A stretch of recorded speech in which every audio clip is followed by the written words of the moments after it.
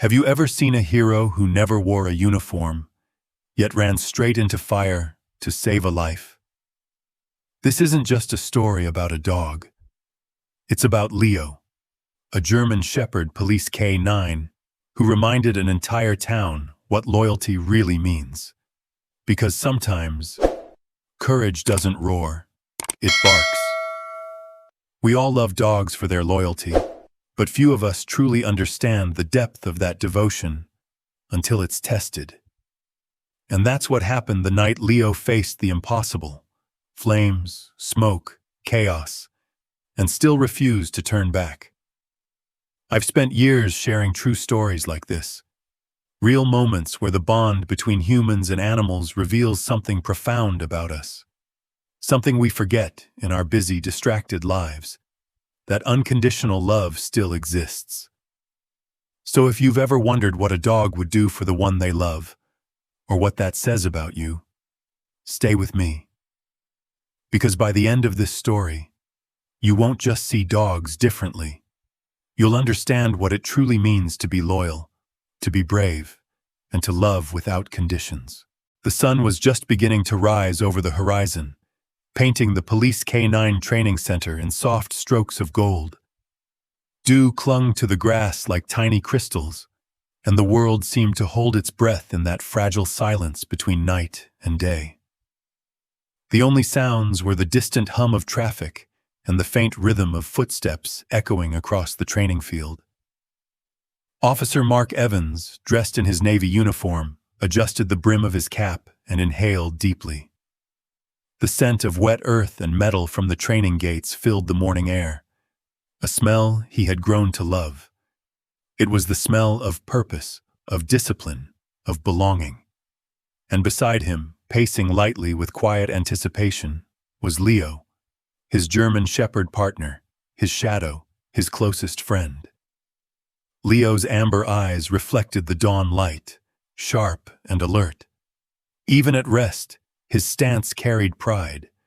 Muscles taut beneath his sable fur, ears pricked forward, nose twitching as he caught a dozen scents at once. When Mark finally crouched down and ran a gloved hand along Leo's back, the dog's tail gave a slow, controlled wag. It wasn't playful. It was respectful. A greeting between equals. "Morning, partner," Mark said softly, his voice calm and gravelly. Leo tilted his head at the sound, then nudged Mark's hand with his snout, as if to say, "We're late for work." A faint smile tugged at the corner of Mark's mouth. Yeah, I know. You're the boss around here." The routine was sacred. It had been for nearly 7 years. Every morning, before sunrise, before the chaos of the world intruded, Mark would brew his black coffee in the staff room while Leo waited by the door, eyes never leaving him. Then they'd step out together onto the training field. One man, one dog, both in sync without a word spoken. Today was no different. Mark clipped Leo's harness, the one embossed with the words Police K9 Unit, and gave a quick nod. "Let's go, boy." Leo responded instantly, straightening, ready. His paws made soft thuds on the ground as they walked side by side toward the obstacle course. The rising sun caught on the metal hurdles and training dummies, casting long shadows that stretched across the dirt. Mark blew the whistle once, short and sharp. Leo took off. He leaped over the first barrier effortlessly, claws scraping against the wood, then landed clean on the other side. He sprinted through the tunnel, slid under a low plank, and bounded over another wall, each movement a perfect blend of power and precision. Mark's eyes followed him proudly. He'd seen hundreds of K9s trained in his career, fierce, obedient, effective, but none had Leo's heart. Leo didn't just follow commands, he understood them. Every motion, every glance between them carried meaning. Trust forged over years of shared missions, sleepless nights, and narrow escapes. As Leo climbed the final ramp and paused at the top, chest heaving, The wind caught his fur, and for a fleeting moment, the image was almost symbolic. A sentinel watching over the world. Mark smiled faintly and whispered, "You still got it." Leo barked once in reply, tail wagging with pride. Then, as Mark reached for his stopwatch, a memory flickered. A softer image overlaid the present. The same field. A smaller dog. A trembling puppy with oversized paws and uncertain eyes. Mark remembered the day Leo first arrived, the runt of the litter, all nerves and bones.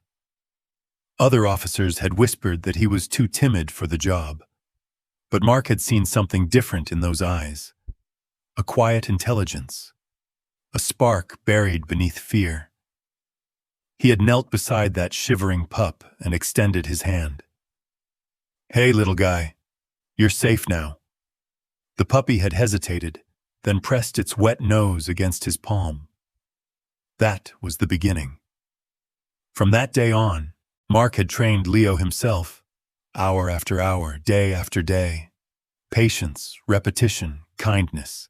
He never raised his voice, never broke trust. He taught Leo that obedience wasn't fear. It was understanding. And slowly, the trembling pup transformed. The fearful eyes hardened into steel. The fragile body grew strong, fast, unyielding. And now, years later, the same dog stood before him, proud, capable, loyal beyond measure. The flashback faded. Mark blinked back to the present as Leo trotted toward him, tongue lolling, a look of satisfaction on his face. "You remember those days, huh?" Mark chuckled, kneeling to unclip the harness. "You used to run away from tunnels. Now you own the whole damn course." Leo pressed his forehead against Mark's shoulder in response, his silent way of showing affection. For a moment, man and dog stayed like that, framed by the golden morning light. It was a rare pause in a life filled with adrenaline and danger, a moment of stillness that reminded Mark why he did what he did. Then the sound of a car engine broke the calm. Another officer called across the field, "Evans, demo at the elementary school in an hour. You're up." Mark stood, brushing the dust off his knees. "Copy that." He turned to Leo, who was already sitting, ears perked. "You ready to show off again, partner?" Leo barked twice, the kind of bark that sounded almost like laughter. Mark grinned. "Yeah, that's what I thought." As they walked back toward the kennels, Mark glanced down at the dog trotting beside him. "You know, Leo, sometimes I think you're the better cop between us." Leo didn't answer, of course, but his calm gaze said everything. The day ahead would be long, but for now, the morning was theirs, quiet, steady, familiar. The kind of peace that comes before the storm, though neither of them could know how soon that storm would arrive. The camera of the story would linger as they disappeared into the light, their shadows merging, one man and one dog, walking toward another day of duty, unaware that before long, this bond of loyalty would be tested in the fiercest fire imaginable. And somewhere deep in Mark's heart, a small, unspoken thought flickered. Whatever happens, we face it together. Leo looked up at him as if he'd heard. Their steps fell in perfect rhythm. The rhythm of trust, earned through years of faith, sacrifice, and love. By mid-morning, the sky had settled into a pale, cloudless blue. The city shimmered under gentle sunlight as Officer Mark Evans guided the patrol van through winding suburban streets. Beside him sat Leo, the German shepherd, watching the passing world with calm curiosity. Every bump, every turn, his head followed it all, ears twitching to the rhythm of the road. The van turned into the parking lot of Cedar Grove Elementary, a cheerful place surrounded by maple trees and laughter. Children's voices spilled across the playground, pure and unguarded, as teachers herded them toward the open field for the K-9 demonstration. Mark parked near the field, stepping out to the familiar chatter of excitement. He looked over and saw small faces pressed against the schoolyard fence, fingers pointing toward the police van. Leo barked once, low and steady, sensing the attention. "Easy, partner," Mark said, patting his side. "They're the audience, not suspects." He opened the van door. Leo jumped down gracefully, landing on the pavement like a soldier at attention. The kids gasped. To them, he wasn't just a dog. He was a superhero. "Whoa!" a boy shouted. "He's huge!" Another whispered, "Do you think he bites bad guys?" Mark smiled, holding Leo's leash loosely. "All right, everyone. Gather around, but keep a little space. This here is Officer Leo. And yes, he does bite bad guys, but only when I tell him to." The group erupted in laughter. Mark began the routine, explaining how police dogs help in searches, rescues, and protection. His voice carried the easy warmth of a man who loved his work. As he spoke, Leo obeyed each command with flawless discipline, sitting, staying, tracking a hidden toy, then returning with it proudly. Every move was sharp, confident, almost graceful. But among all the excited faces, Mark noticed one child standing a little apart, a young girl with dark brown hair, clutching a red balloon. "Time." She watched Leo intently, not with fear, but with quiet fascination. When the demonstration ended, the children were invited to meet Leo up close. Most came in groups, giggling nervously, reaching out only when their friends did. But the little girl stepped forward alone. Mark crouched beside Leo. "All right, big guy. Be gentle." Leo sat perfectly still as the girl approached. She stopped a few feet away, looking into his eyes. The dog didn't move, didn't blink. He just watched her. There was a stillness between them, something soft and unspoken. Finally, the girl extended her tiny hand.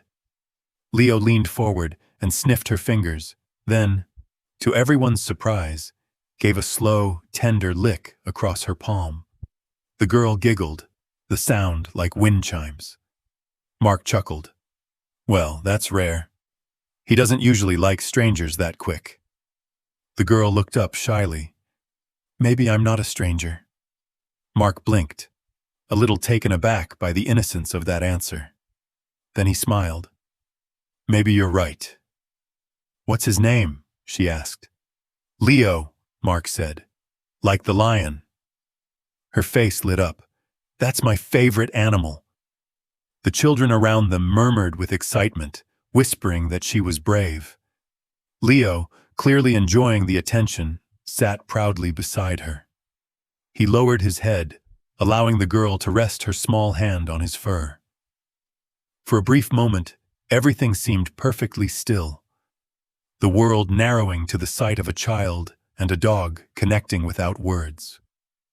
Mark found himself watching quietly. There was something deeply human in that exchange. Trust born in seconds, unforced, pure. He'd seen Leo take down armed suspects, navigate disaster zones, and stand unflinching under gunfire. But this simple moment of gentleness moved him more than any of those. The girl's mother, standing nearby, smiled gratefully. "She loves dogs, but we can't keep one in our apartment. This means a lot." Mark nodded. He's a good listener, that one.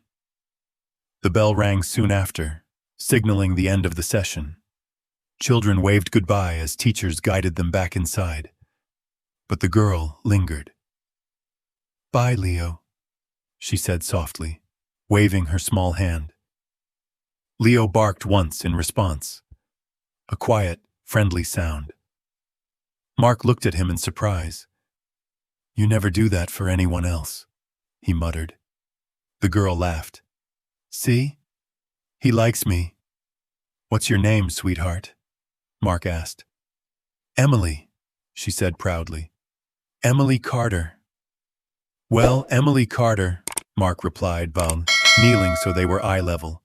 You take care of that brave heart of yours. And if you ever see us around, you come say hi to Officer Leo, all right? She nodded eagerly. Promise. As Emily skipped off toward her classroom, the red balloon bounced against the sunlight, bright and fragile. Leo watched her go, ears perked, as if memorizing her scent. When she disappeared behind the door, he gave a soft whine. Mark reached down and scratched behind his ears. Yeah, I know, buddy. You made a new friend. They packed up their gear, the van rumbling back to life. As they pulled out of the parking lot, Mark glanced at the side mirror. Through it, he caught one last glimpse of Emily standing by the fence, waving her balloon. He waved back. For reasons he couldn't explain, that image stayed with him.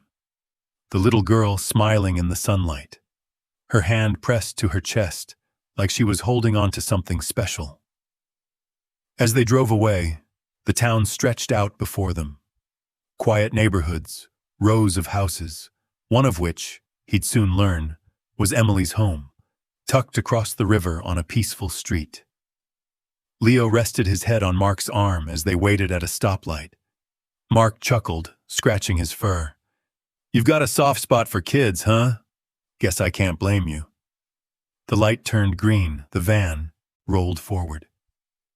Mark didn't know it then, but somewhere behind those calm streets, fate was already aligning, small threads weaving a future neither of them could see. For now, it was just another day, another drive, another memory added to the quiet collection of moments between man and dog. But later, when the night turned to fire and the world seemed to collapse in on itself, it would be that memory, that innocent meeting in the schoolyard, that would come rushing back to him like a heartbeat. Leo's friendship with the girl named Emily wasn't just a passing encounter. It was the start of something far greater, a silent promise sealed in that moment of trust, destined to be fulfilled in flames. As the van disappeared into the sunlight, the laughter of children echoed faintly in the distance, pure, fleeting, and achingly beautiful, like the calm before a storm.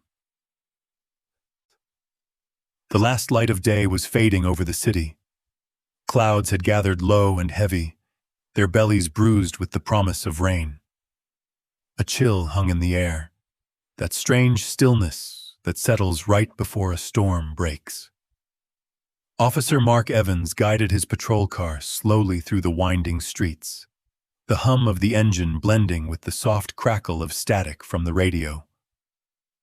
The day had been long but uneventful. A few minor calls, a few laughs with the team, nothing out of the ordinary.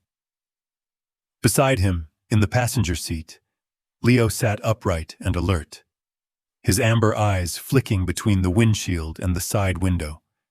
His harness gleamed faintly under the dashboard light, the silver K9 unit tag swinging gently with every bump in the road. Mark glanced over and smiled. Quiet night, huh, partner? Guess the city's finally giving us a break. Leo didn't relax. His ears twitched. Once, twice. Then he shifted his gaze toward the dark stretch of horizon ahead. There was something distant in his stare, as if he were watching something Mark couldn't see. Mark noticed. What is it? No sound. Just the faint rumble of thunder miles away. Leo's posture stiffened. His tail went still. He sniffed the air through the crack of the window. Long, deliberate sniffs, the kind he only made when something was wrong. Mark chuckled softly, trying to ease the tension. You smell trouble again, partner? Leo turned his head toward him, eyes sharp, unblinking. It wasn't a playful look. Mark's smile faded. He'd learned over years of working with the dog to trust those instincts, because Leo never got it wrong. Whether it was a missing person miles away or danger creeping up unseen, Leo always knew first. All right, Mark murmured, voice lower now. What are you sensing? The dog's gaze returned to the windshield. The sky flashed briefly with lightning, far beyond the rooftops. Time went 400 malams. And the wind shifted, carrying the faint scent of ozone and something else.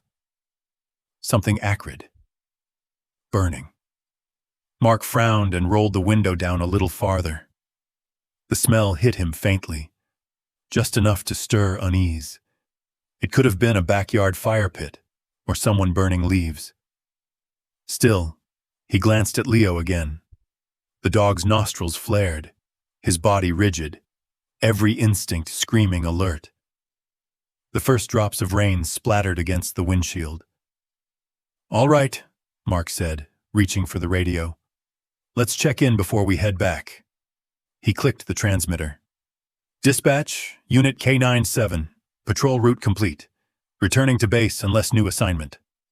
The reply came through with faint static. "Copy K97, stand by, full. We've got a developing situation." Mark straightened. "Go ahead." A pause. Then the voice returned, clipped and urgent. "Structure fire reported. Residential zone, west side. Fire crews en route. Cross streets are—" Mark froze. He recognized the first street name before the dispatcher even finished. His fingers tightened around the radio. "Say that again," he said sharply. "Elmwood and Carter Avenue." The world seemed to narrow. Carter Avenue, the same quiet street, across town, Emily's street. For a heartbeat, he didn't move. The rain started to come down harder, drumming against the roof of the patrol car. Lightning flashed again, illuminating Leo's face, tense, alert, eyes locked on Mark. "Dispatch," Mark said, his tone changing completely. "K9-7 responding. We're nearby. ETA, 3 minutes. Copy that. Use caution, Officer Evans. Reports indicate full structural involvement." Mark didn't answer. He'd already thrown the car into gear. The tires screeched as the cruiser accelerated through the wet street, rain slashing across the windshield. The wipers fought to keep up as the flashing red and blue lights came alive, painting the night in chaotic streaks of color. Inside the cabin, the air was electric. Leo braced himself, front paws planted on the dashboard, nose pressed against the glass. Mark's pulse hammered as adrenaline kicked in. He could see the reflection of the storm in Leo's eyes, firelight imagined in the darkness. "Hang on, buddy," Mark muttered, voice tight. "We're gonna need you." The rain grew heavier, blurring street signs and headlights. Water hissed beneath the tires, and the smell of smoke began to grow stronger. No longer imagined, but real. It rode the wind like a warning, thick and bitter. And beneath it all, a dread settled in Mark's gut. The kind that came from somewhere deeper than logic. The cold certainty that something terrible was waiting ahead. He tried to push it away, but Leo's behavior confirmed it. The dog began to pace restlessly on the seat, whining under his breath, glancing from the road to Mark, as if urging him to hurry. "I know," Mark whispered. "I know." He tightened his grip on the steering wheel, jaw clenched.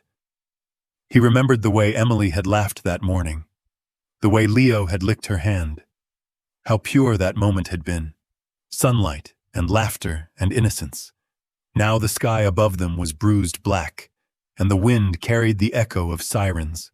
The dispatcher's voice crackled again. "Evans, fire crews report heavy involvement. 1 confirmed structure, possible entrapment." Entrapment. Mark felt his chest tighten. He didn't ask who. He didn't have to. The smell of smoke hit full force as they turned onto Elmwood. The world ahead glowed faintly orange, the telltale shimmer of fire reflecting against rain. Leo let out a low growl. Not aggression, but urgency. His instincts had been right all along. As they neared the intersection, Mark slowed just long enough to see the column of smoke rising into the storm-dark sky. The fire seemed to consume the horizon itself. He reached over and touched Leo's collar, a silent gesture, grounding himself. "You were right, boy. You always are." The sirens from the fire trucks grew louder now, overlapping with the thunder. Red lights flashed through the rain, cutting across the darkness. Mark's throat felt dry. "Please don't let it be her house," he whispered, though part of him already knew the truth. Leo whined again, a sound low and mournful, almost human. The rain came harder, cold and relentless, drumming against metal and glass. Mark pressed down on the accelerator. The cruiser surged forward, slicing through the storm. And somewhere between the wail of sirens and the pounding of rain, Mark felt that strange, invisible pull of fate, the kind that drags two lives toward a moment they can't avoid. In the seat beside him, Leo's eyes burned like twin embers in the dark. They were heading straight toward the fire, straight toward Emily's street. The street was chaos. Sirens screamed through the rain, lights flashing red and blue against the soaked pavement. The night was alive with noise, the roar of fire engines, the crackle of flames devouring wood, the shouts of firefighters cutting through the storm. Smoke coiled into the sky, dark and furious, as if the heavens themselves were burning. Officer Mark Evans slammed his patrol car to a stop at the edge of Carter Avenue.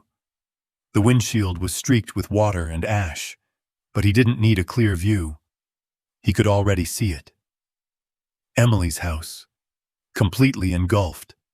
Flames clawed through the roof, bursting from shattered windows. The heat radiated so fiercely that even from across the street, Mark felt it sear his skin. He froze, heart hammering in his chest. God, no. The name wasn't spoken, but it echoed in his mind all the same. Emily. He flung the car door open. Rain drenched him instantly, but he didn't care. Beside him, Leo leapt out, landing hard on the wet ground. The German shepherd's instincts kicked in immediately. Hackles raised, muscles coiled, ears locked on the inferno ahead.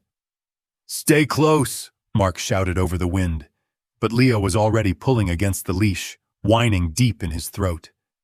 The smell of burning plastic, fabric, and wood thickened the air until every breath felt like swallowing poison. Neighbors stood in clusters, some crying, some shouting. A woman screamed from behind a police barricade, "There's still someone inside!" Firefighters rushed toward the house, hose lines snaking across the street like silver veins. The spray hissed as it hit the blaze, steam rising in thick clouds. But the fire only grew angrier, hungrier. Mark's eyes scanned the windows, desperate. Every training instinct told him to stay back, to let the fire crews work. But another voice, a deeper one, was screaming louder. "She's in there!" The same little girl who had laughed that morning. The one who had said maybe she wasn't a stranger. "Dispatch!" Mark barked into his radio, voice trembling. "We've got a confirmed entrapment. One minor, female, possible second occupant." "Copy that, Officer Evans," the dispatcher replied, their voice almost drowned by static. "Fire crews are initiating entry." But even as the words came through, Mark watched the first team push through the front door, only to stumble back seconds later. "The structure's compromised!" one firefighter shouted, coughing violently. "The floor's giving in! It's not safe!" "Try the back entrance!" another yelled. They circled the house, but the flames were spreading faster than they could move. The storm winds fanned the fire, turning sparks into deadly ribbons of light. Mark felt his throat tighten. "They're still in there," he whispered, barely audible even to himself. His fingers tightened around Leo's leash. Leo wasn't still for a second.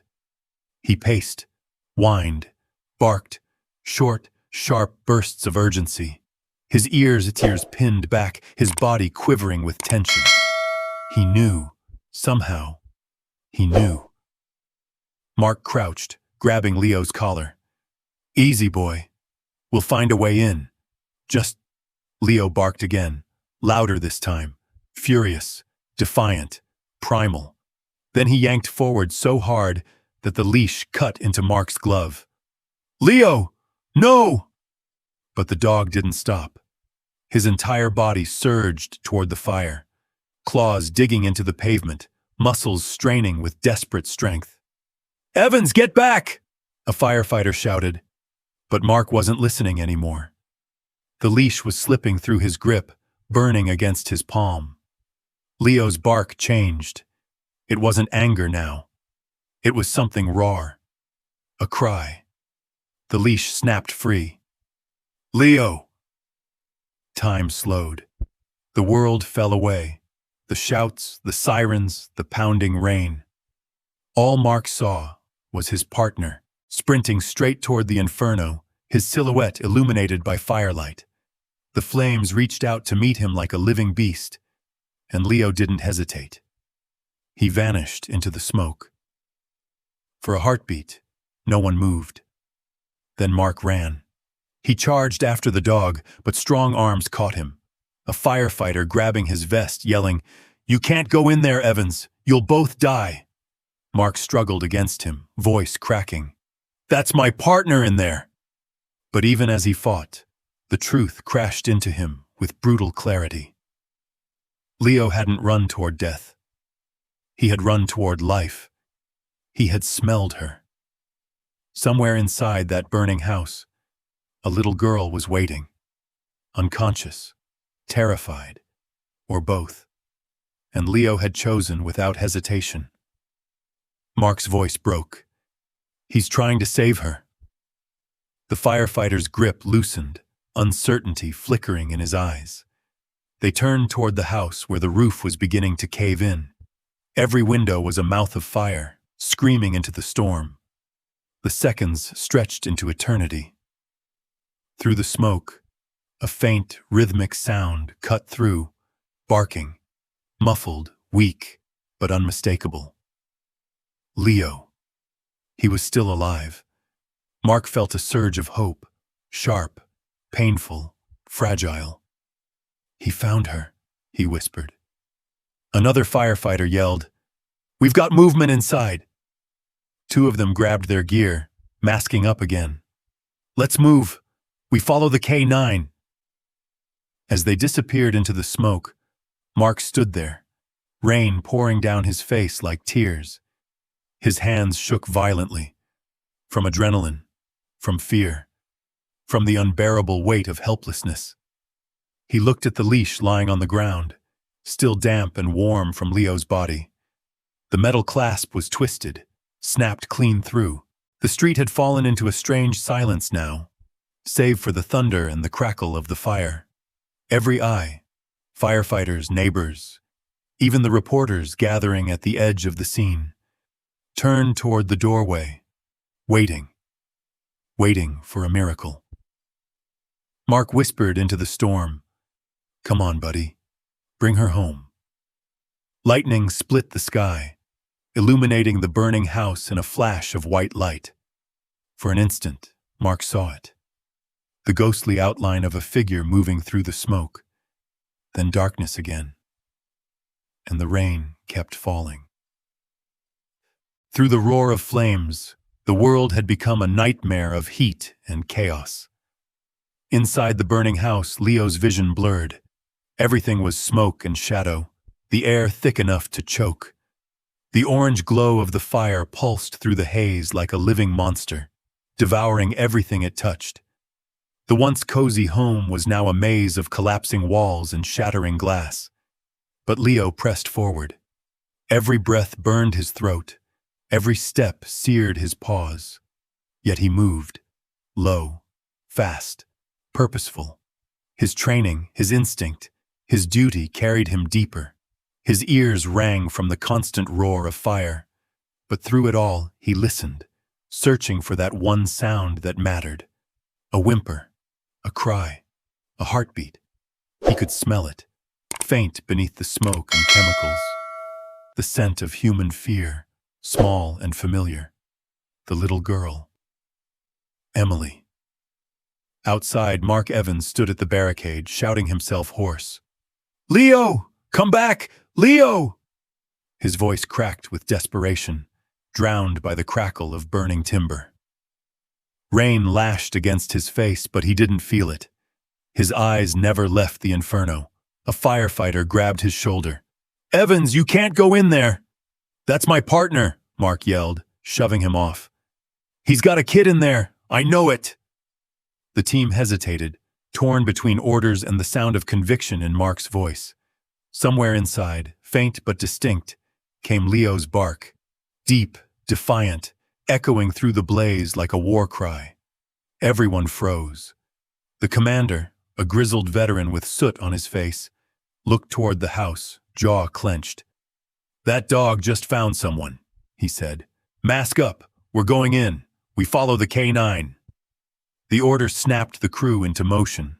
Oxygen tanks hissed, helmets locked, axes and thermal cameras were lifted. The line was drawn between fear and duty, and they crossed it.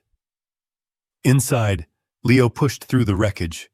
Pieces of the ceiling fell around him in showers of sparks. A burning curtain whipped past, brushing his fur, but he didn't flinch.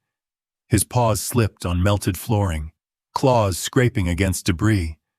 He could barely see, but he didn't need to. His world was scent and sound. He moved toward the faintest trace of life. There, beneath the stench of smoke and plastic, the smell of skin, of shampoo, of something gentle and human. He barked once, loud and sharp. The sound echoed through the house. In the chaos outside, the firefighters homed in on it, marking direction and distance. "Left wing," one shouted. "Move! Move!" Leo's body screamed with exhaustion, but he crawled forward, pushing past a fallen chair and a shattered photo frame.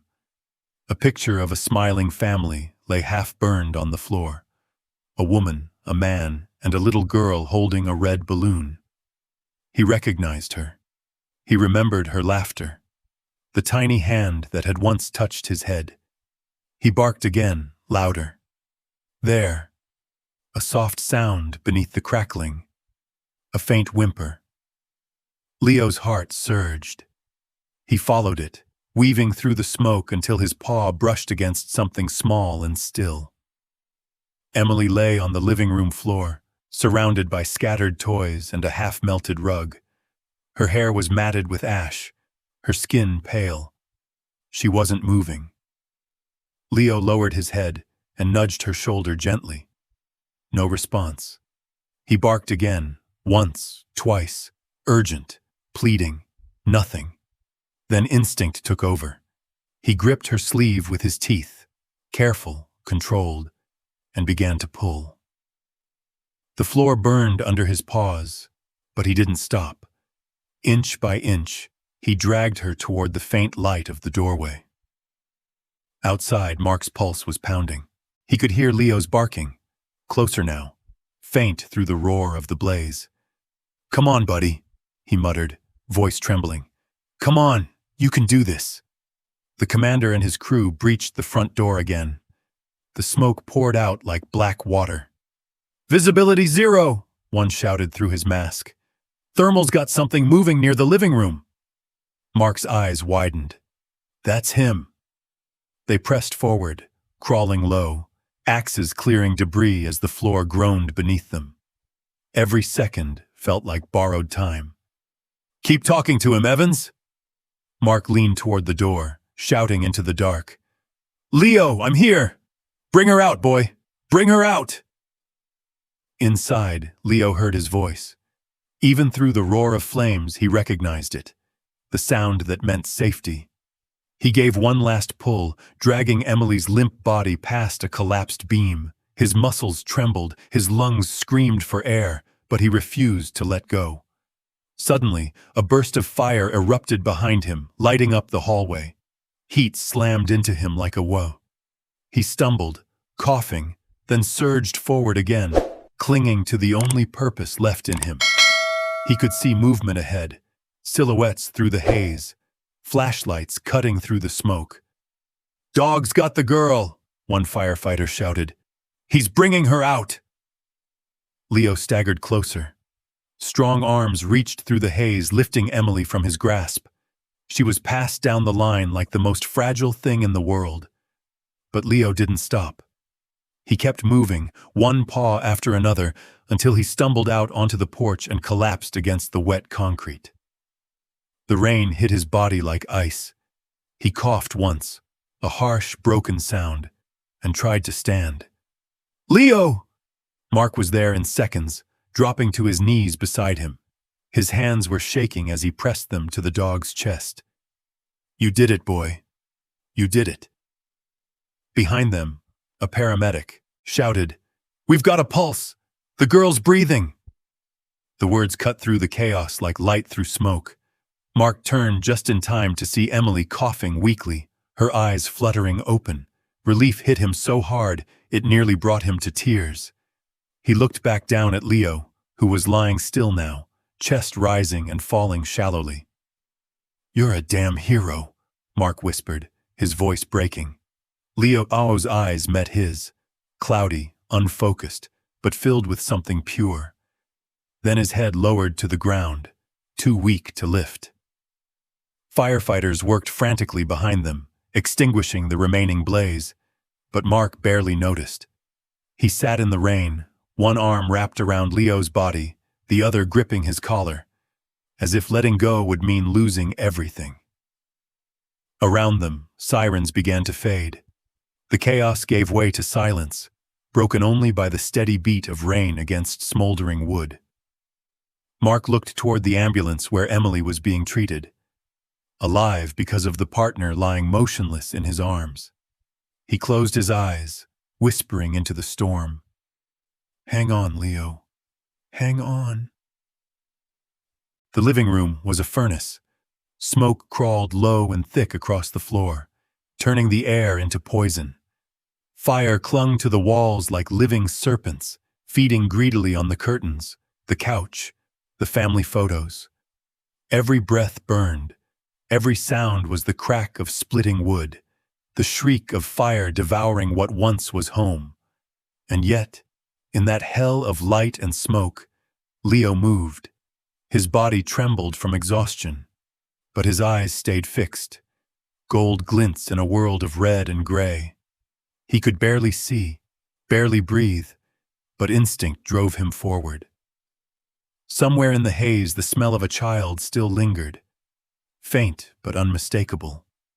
He found her by the collapsed coffee table. Emily. Her small frame was still, her skin pale beneath a mask of soot. The pink of her pajamas was dulled by ash. Her balloon, the red one from the schoolyard, lay deflated beside her, half melted, its color bleeding into the blackened floor. Leo approached slowly, lowering his head. He nudged her shoulder with his nose once, then again, harder. No movement. A low whine escaped his throat, broken and desperate. He pawed at her sleeve. Still nothing.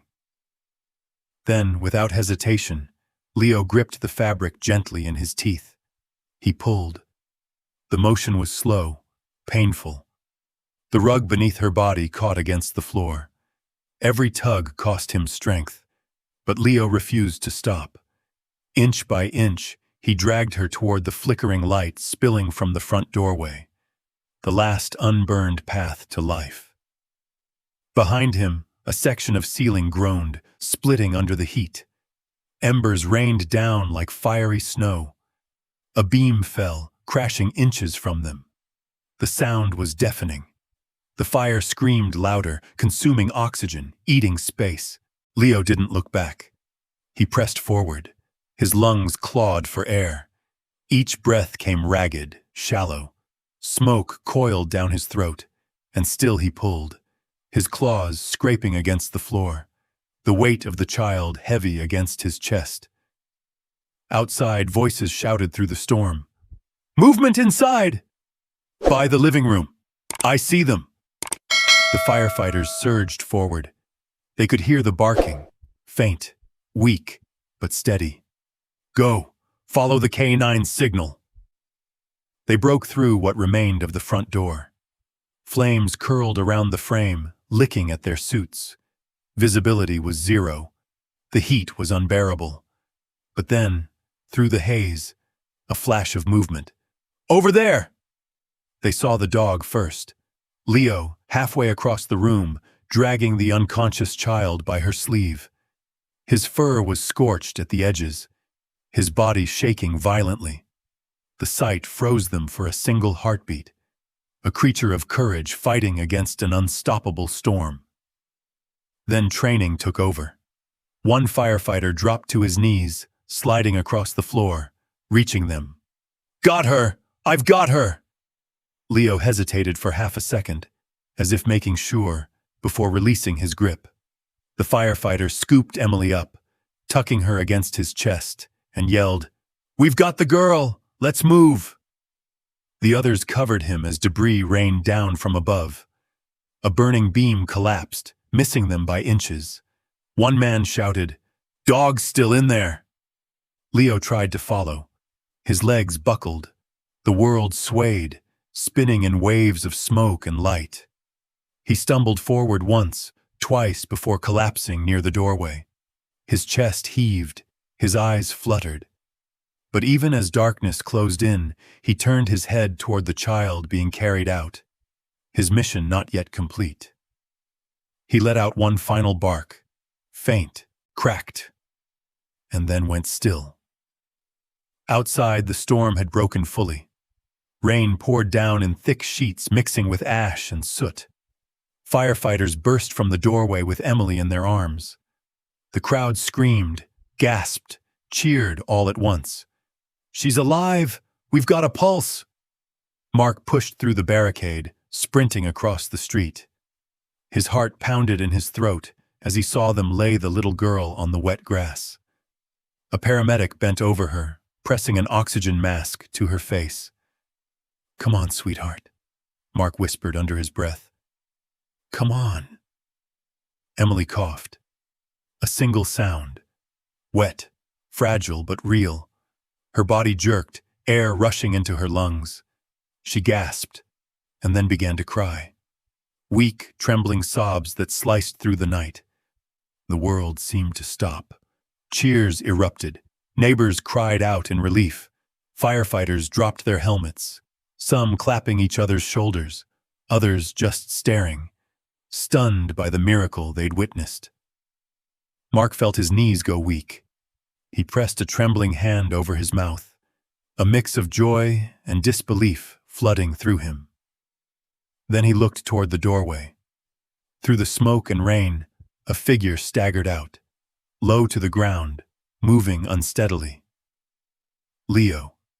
His fur was blackened with soot, his chest rising and falling shallowly. He took one step, then another, before his legs gave out completely. Leo! Mark shouted, sprinting to him. He dropped to his knees, pulling the dog into his arms. Hey, I'm here, boy. I'm here. Leo's body was hot, searing, his breaths uneven, shallow. His once bright eyes were clouded, glazed with exhaustion. You did it, Mark whispered, voice cracking. You saved her. You saved that little girl. Leo blinked slowly, his gaze finding Mark's face. There was something peaceful in it. Not fear, not pain, just trust. Mark pressed his forehead to Leo's, rain streaming down both their faces. Hold on, buddy. You hear me? Hold on. A paramedic rushed over with an oxygen mask and emergency kit. We'll take him. Let's move. But Mark didn't let go. He held Leo like he would a child, one arm under his head, the other across his chest. You're okay. You're okay, he murmured, though the tremor in his voice betrayed the truth. Around them, the chaos slowly began to fade. The fire was being tamed. The flames that had once reached the sky now shrank to embers. The sirens dimmed, replaced by the steady patter of rain. Emily, wrapped in a silver blanket, was lifted into an ambulance. Her small hand clutched the edge of the stretcher, searching for something, for someone. When her eyes found Leo in Mark's arms, she tried to speak but could only whisper, "Doggy." Mark managed a smile through his tears. "He's okay, Emily. He's gonna be okay." But as he said it, Leo's breathing hitched. His paw twitched once, pressing weakly against Mark's arm. Then stillness. "Hey! No, no, stay with me." Mark pressed his hand to Leo's chest. There was still a faint rhythm, but fading fast. The paramedics worked quickly, wrapping an oxygen tube around his muzzle, shouting for transport. Mark climbed into the back of the second ambulance with him, refusing to let go. The doors slammed shut. Outside, the fire continued to die. The crowd was quiet now, reverent. They had seen something sacred that night. A dog who walked through fire for a child. As the ambulances pulled away, rain washed the last of the smoke into the gutters. In the middle of the street, the broken leash lay where Leo had left it, burned, twisted, but still whole enough to tell the story. Time wahos. The rain hadn't stopped. It followed them all the way to the emergency veterinary hospital, drumming against the ambulance roof like a relentless heartbeat. The city lights blurred behind the windows, streaked with tears and storm water. Inside, Mark Evans sat hunched forward, one hand gripping the metal stretcher where Leo lay motionless. The German shepherd's chest rose and fell shallowly, oxygen tubes wrapped around his muzzle, the steady beep of a heart monitor slicing through the hum of the engine. "Hang in there, buddy," Mark whispered, voice shaking. "We're almost there." Leo didn't respond. His eyes were closed, his body still trembling from the smoke that had burned its way into his lungs. A paramedic kept a hand on the oxygen bag, squeezing rhythmically to help him breathe. Mark watched every rise and fall of that chest as though his own life depended on it. When they reached the clinic, the doors burst open. Floodlights from the awning cast pale circles over the pavement as a team of veterinarians rushed out. "Severe smoke inhalation," the paramedic shouted. "Pulse weak but present." "Get him inside," one of the vets commanded. "Prep oxygen, IV, fluids, let's move." Mark followed, steps unsteady. But as they wheeled Leo through the double doors, a nurse stopped him. "Sir, you can't go past this point. We need room to work." Mark froze in the hallway, rainwater dripping from his hair and uniform, turning the floor beneath him to a small puddle. "He's my partner," he said quietly. "Please." The nurse's eyes softened. "We'll do everything we can. You can wait by the window." He nodded, though it felt like the air had been sucked out of his lungs. Through the glass, the scene unfolded like a silent movie. Leo lay on a stainless steel table under harsh white light. Tubes and wires surrounded him.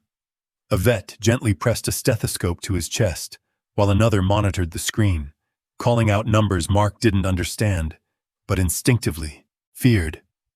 An oxygen mask covered Leo's muzzle. His fur, once golden and proud, was now streaked with soot and ash. The sight twisted something deep inside Mark's chest. Not fear anymore, but something heavier. Something that felt like loss waiting to happen. He pressed a hand to the glass. "Come on, partner," he whispered. "Don't you dare leave me now." His voice cracked on the last word. The beeping of the monitor echoed faintly through the corridor.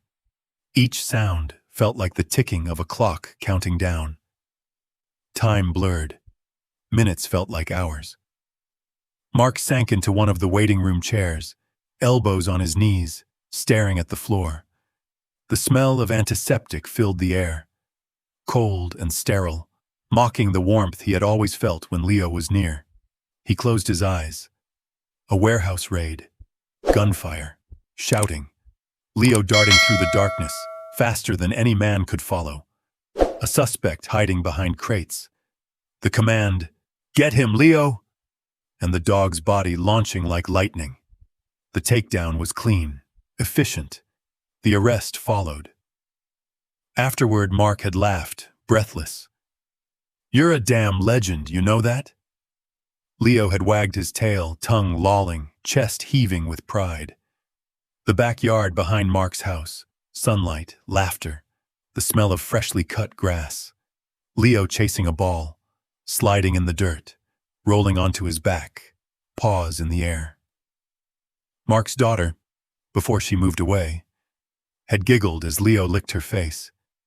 "He's so silly, Daddy," she'd said. Those were the moments that made the job worth it. The award ceremony. Mark standing on a stage, Leo by his side, both of them in front of the entire precinct. The chief had pinned a service medal on Leo's harness. For bravery and exceptional service. Applause had filled the room. Cameras flashed. Leo had looked up at Mark, eyes bright, as if he understood the meaning of it all. And now that same hero lay fighting for his life behind a sheet of glass. The door to the treatment room opened. The senior veterinarian, a woman with silver hair and tired eyes, stepped out, pulling off her gloves. Mark stood instantly. "How is he?" She exhaled slowly. "He's stable for now, but it's critical. He inhaled a large amount of smoke and carbon monoxide. His lungs are severely irritated. We're giving oxygen and medication to counteract it, but..." She hesitated. "But what?" "He's exhausted, officer. His body's been pushed past the limit. We'll try everything, I promise. But it's up to him now." Mark nodded stiffly, trying to hold himself together. His throat felt tight. "He's strong," he said, barely above a whisper. "He always has been." The vet placed a hand on his shoulder. "Then keep talking to him. Dogs know when their people are near." She left him there in the hallway, alone with the quiet hum of machines and the dull ache in his chest. Mark moved back to the window. Leo hadn't stirred. The oxygen tube misted slightly with each fragile breath. He pressed his forehead against the glass, eyes burning. "You saved her, buddy," he murmured. "That little girl. She's alive because of you. You did your duty. You always do." For a long time, he just stood there. The only sound, his quiet breathing and the faint, rhythmic beep from inside the room. Outside, thunder rumbled again. The storm hadn't passed. He thought about how the morning had begun.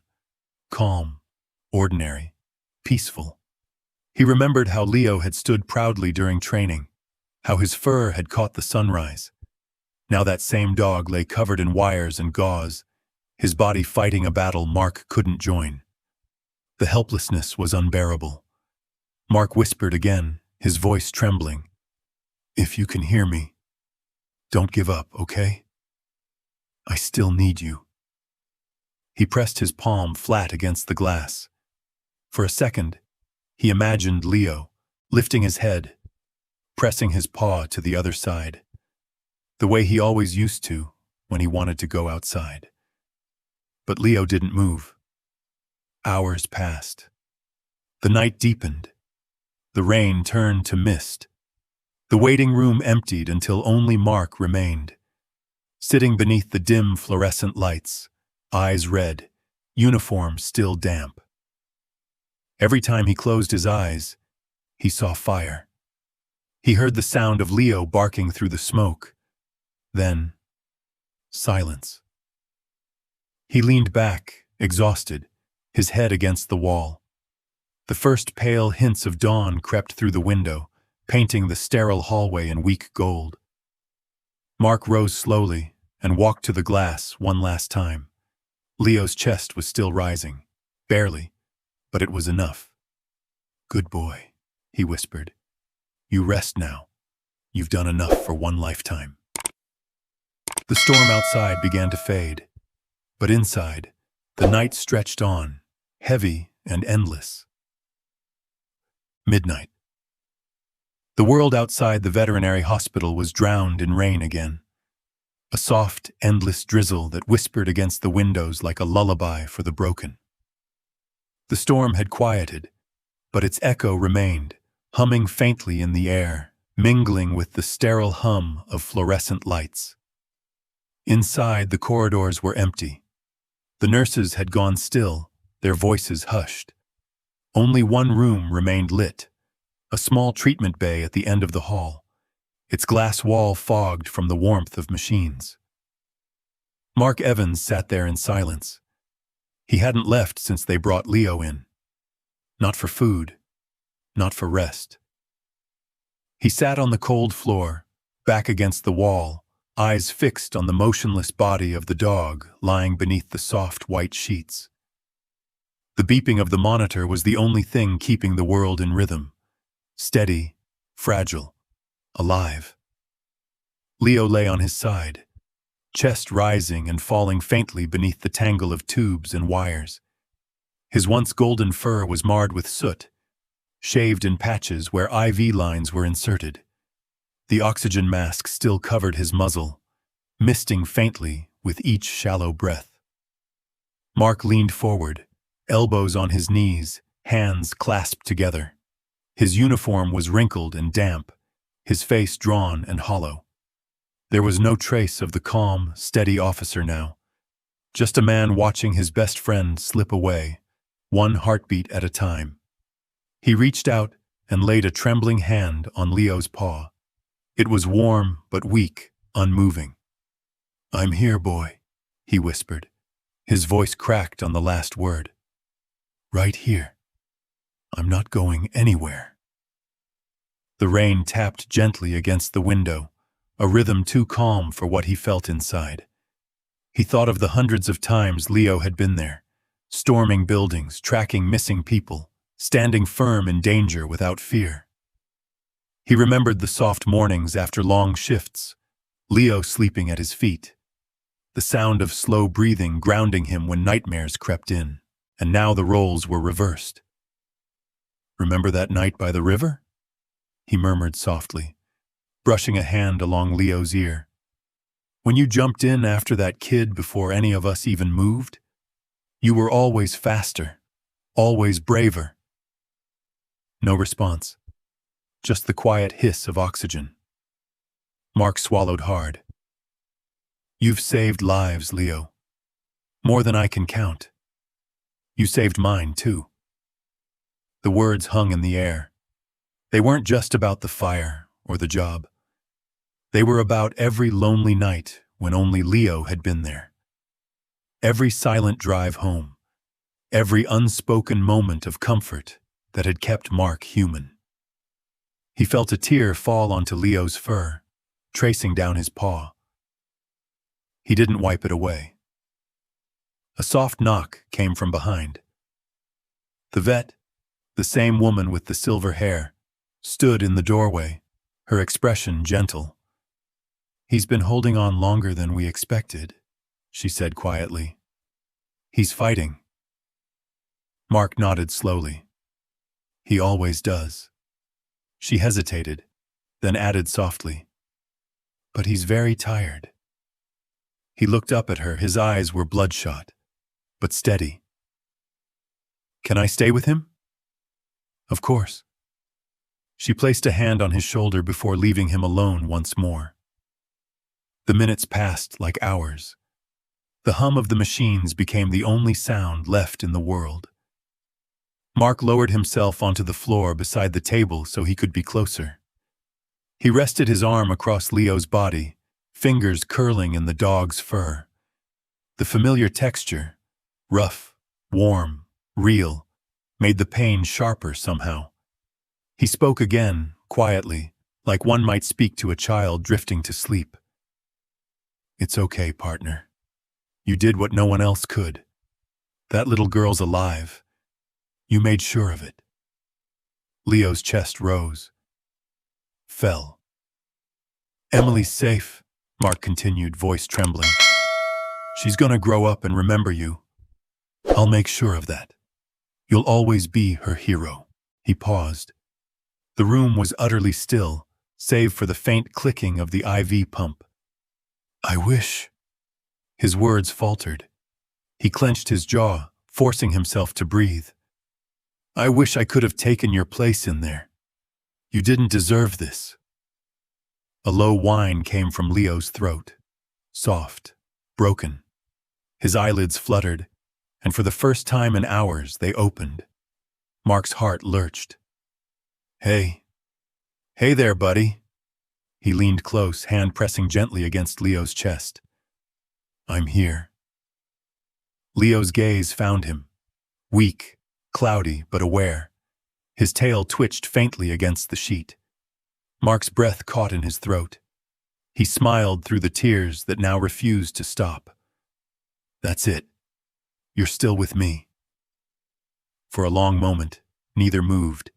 The air seemed to thicken with quiet understanding. Then Leo blinked slowly, his gaze softening. His breathing slowed, shallower, gentler.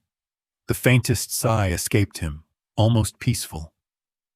Mark felt it, that invisible shift in the room when something greater than words passes between souls. Rest, hero, he whispered, voice breaking. You've done enough. Leo's tail moved once, a small, deliberate motion, brushing weakly against Mark's arm. Then stillness. The monitor made one last faint beep, and then the sound leveled into a long, unbroken tone.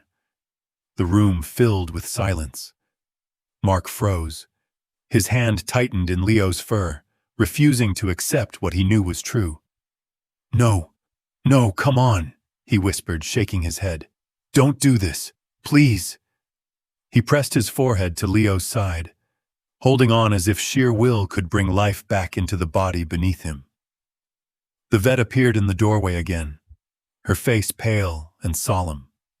She didn't have to speak. Mark bowed his head, his shoulders trembling. He reached for Leo's collar, the one that still smelled faintly of rain and smoke and loyalty, and pressed it to his chest. The sobs came then, low at first, then deeper, raw, unstoppable. Outside, thunder rolled once more, distant and slow, and for a moment, it felt like the whole world was grieving with him. Every raindrop, every whisper of wind, carrying the echo of a hero's final breath. He stayed there for a long time, long after the machines had been turned off, long after the staff had dimmed the lights. The rain kept falling against the window, and Mark's hand never left Leo's fur. He whispered into the darkness, "You were the best of us." And though the night offered no answer, the silence that followed felt almost sacred, as if somewhere beyond that rain-soaked glass, Leo was finally at peace. 3 weeks had passed since the fire. 3 weeks since the night the city lost one of its quietest heroes. The morning of the ceremony dawned calm and gray, the kind of gray that hung low and heavy, like the world itself was holding its breath. The rain had finally stopped, leaving the air clean but cold. The police training grounds, usually filled with drills and commands, were silent. Rows of uniformed officers stood in formation, their hats held against their chests. The flag above the courtyard hung at half-mast, barely moving in the faint breeze. At the front of the field stood a simple wooden casket, smaller than any that had ever stood there before. Draped over it was the national flag, folded with precision, its colors vibrant even against the muted morning. And beside it, resting on a black velvet cloth, was Leo's collar and badge.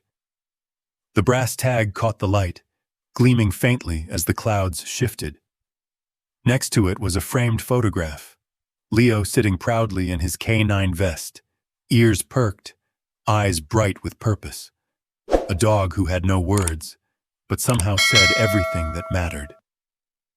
Mark Evans stood a few paces away, dressed in full uniform. His posture was straight, but his eyes told the truth. Exhaustion, grief, pride. His hand rested on the folded flag, as if anchoring himself to reality.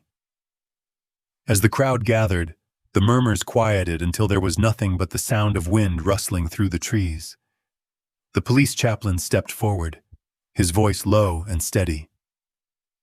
"Today," he began, "we honor a life that exemplified loyalty, courage, and love. Officer Leo served not for reward, not for recognition, but because it was in his nature to protect, to give everything, even his last breath, for others." Mark stared straight ahead, jaw tight. He could feel every word like a weight pressing against his chest. Behind the chaplain, a row of K9 handlers stood with their dogs. Each animal sat perfectly still, heads bowed, as if understanding the solemnity of the moment. When the chaplain finished, he nodded to Mark. "Officer Evans," he said softly, "would you like to say a few words?" Mark hesitated. His throat felt like sandpaper, his mind blank. He hadn't written anything down. He couldn't. Words had always come easily in his line of work, but today, they felt impossible. He stepped forward anyway. The microphone crackled faintly as he took a breath. His voice came out rough, low, but steady. "He wasn't just a dog," Mark began, his gaze falling to the casket. "He was courage itself." A hush fell over the crowd. "Every day," Mark continued, "he walked beside me. Through alleys, fires, chaos. He never hesitated, never questioned, never failed. When others saw danger, he saw duty. When others turned back, he moved forward. That's who he was." He paused, blinking hard. "He didn't wear this badge because we gave it to him. He earned it. Every second, every mission, every breath. He didn't understand fear. Only love. Only loyalty." Mark looked up at the sea of faces. Officers, firefighters, civilians, all standing shoulder to shoulder. Some had tears in their eyes. Others stood in silent salute. "And when it mattered most," Mark said, his voice cracking, "he ran through fire to save a child. No command, no hesitation, just love." He swallowed, his hand gripping the podium. "I used to think I was his handler. But the truth is, he handled me. He taught me what bravery really looks like." His gaze dropped again to the casket. His voice softened. "You did your duty, partner. You did it better than anyone." He stepped back, unable to say more. For a long moment, no one moved. Then, from the crowd, the sound of soft sobbing broke the silence. That's when Emily appeared. She walked slowly down the aisle, guided by her mother's hand. The little girl looked small and fragile in her white dress, her hair tied with a ribbon that fluttered in the wind. In her other hand, she carried a single white rose. Every eye followed her. When she reached the casket, she let go of her mother's hand. The rose trembled slightly as she placed it on top of the flag. "Thank you, Leo," she whispered, her voice barely audible. Then she did something no one expected. She reached up and touched the photograph, her tiny fingers brushing over Leo's face. A tear slipped down her cheek. Mark's heart clenched. He had seen countless ceremonies, countless farewells, but nothing like this. Emily turned to him then, her eyes red but bright. "He's in heaven now, right?" Mark knelt beside her, voice gentle. "Yeah, sweetheart. He's watching over you." She nodded once, satisfied, and took her mother's hand again. As they walked back, the chaplain gave the signal. A sharp whistle pierced the air. The line of officers snapped to attention. The flag detail stepped forward, folding the draped flag with practiced precision, each movement crisp, reverent. When it was done, they handed it to Mark. He accepted it with both hands, pressing it to his chest. Then came the K9 honor salute, the final goodbye. One by one, the dogs in the line began to bark, deep, echoing barks that rolled across the field like thunder. It wasn't chaos. It was ceremony, a choir of loyalty and grief. Each bark seemed to carry a piece of Leo's spirit, a reminder that even in death, he was among them still. Mark closed his eyes as the sound washed over him. He could almost hear Leo's voice in it, strong, clear, proud. When the salute ended, silence fell again. The air seemed to hum with the weight of what had passed. Mark stepped forward one last time, laying the folded flag gently on the casket. He rested his hand beside it, whispering so quietly only the wind could hear. "Goodbye, my friend. Time up phone." The bugle began to play taps, soft, mournful notes drifting through the gray sky. The sound carried beyond the field, out over the hills, fading slowly into the distance. When the final note ended, no one moved. The officers saluted in perfect unison, their hands raised in respect. The crowd began to disperse slowly, but Mark stayed behind. He stood alone before the casket, the world blurred by tears. He reached down and picked up Leo's collar, the same one that had hung from his neck the day they met. The metal tag clinked softly against his palm. He closed his hand around it. "You'll always ride with me, partner," he said.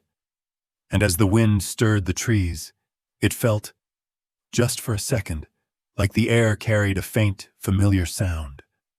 A bark in the distance, the kind only Mark would recognize. Spring had returned.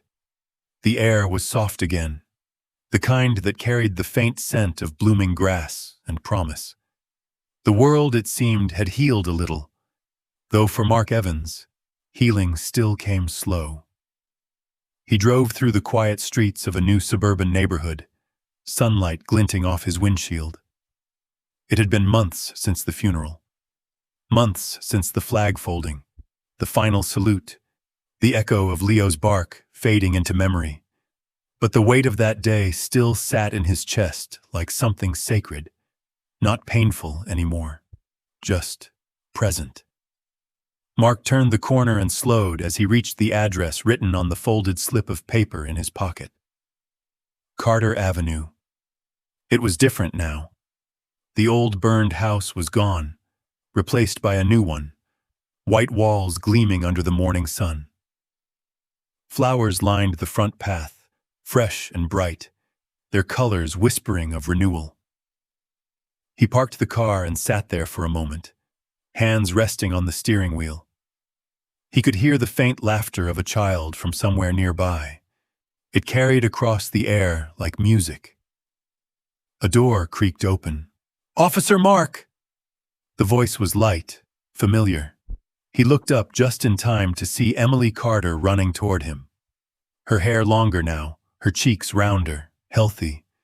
She wore a yellow dress that fluttered in the breeze, and in her arms she carried a small bundle of fur squirming with energy. Mark stepped out of the car, and for the first time in months, he smiled, wide, unguarded. "Hey there, kiddo!" Emily ran straight to him, almost tripping in her excitement. "Look!" she said breathlessly, holding out the puppy. The little German shepherd pup tilted its head, ears too big for its body, eyes full of curiosity. It gave a soft bark, high-pitched, uncertain, and Mark's heart skipped. "She's beautiful," he said softly. "What's her name?" Emily grinned, proud. "Hope." Mark froze for just a heartbeat. The word hung between them like sunlight breaking through clouds. Hope, he repeated, the sound almost a whisper. She nodded. Mom said we could get her after everything. She said Leo would want me to have a friend.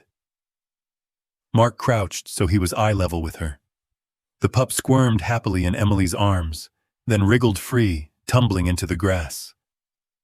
Emily laughed, chasing after her. She's just like him, Emily said, breathless, as Hope barked and darted in circles. Always running, always happy. Mark watched her, watched the sunlight catch the strands of her hair, watched the new life that had come from tragedy. She's a brave one, he said quietly. You picked the perfect name. Emily came to stand beside him, still holding the leash. I miss Leo, she said softly, eyes downcast. Mark nodded. I do too. They stood in silence for a moment, the breeze playing gently between them. Somewhere in the distance, a lawnmower hummed. Birds called from the trees. The ordinary sounds of life moving forward. Then Emily looked up, smiling again. But Mom says when we love someone, they don't really go away. They just stay in here. She pressed her hand to her chest. Mark felt his throat tighten. She's right. Hope barked, tugging at her leash, demanding attention. Emily laughed and let go, letting the puppy race across the yard. Mark chuckled softly, shaking his head. Careful, she's got energy. She's training to be brave, Emily said, grinning. Like Leo. Mark's smile lingered, but there was something else in his eyes. That quiet ache that comes when joy and loss coexist. He reached into his jacket pocket and pulled something out. Leo's old collar. The leather was worn, the brass tag dull with time. But it was whole, strong. It had survived the fire, just like the memory it carried. Emily's eyes widened. Is that his? Yeah, Mark said softly. It's his. I kept it. Thought maybe he'd want you to have it nearby. He walked to the porch and placed it gently on the wooden railing, where the light could touch it. The metal tag glinted. Leo, K9 unit. For a moment, neither of them spoke. The breeze stirred again, carrying with it the faint scent of lilacs and rain. The world seemed to pause, still quiet, reverent. Mark glanced at Emily, who had knelt down to pet Hope. The puppy rolled onto her back, paws flailing, tail wagging furiously. Emily's laughter filled the air, bright and full of life. And in that laughter, Mark heard something else. A familiar rhythm, a bark, a heartbeat, a memory. It was as if Leo himself was there, just beyond sight, watching them from the sunlight. Mark sat on the porch steps, elbows on his knees, and smiled. You know, he said gently, Leo would have liked her. Emily looked up. Do you think so?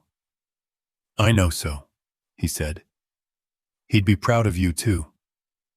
She grinned, cheeks flushed. I'm going to teach her to sit, and roll over, and protect people. Mark nodded, warmth spreading through him. That sounds like a good plan. The puppy bounded toward him suddenly, paws muddy, tongue out. Mark caught her mid-jump, laughing for the first time in what felt like forever. Hey now, he chuckled. You're trouble already. Hope barked once. That same spirited sound Leo used to make when he was young. It struck him straight in the heart. Emily giggled. She likes you.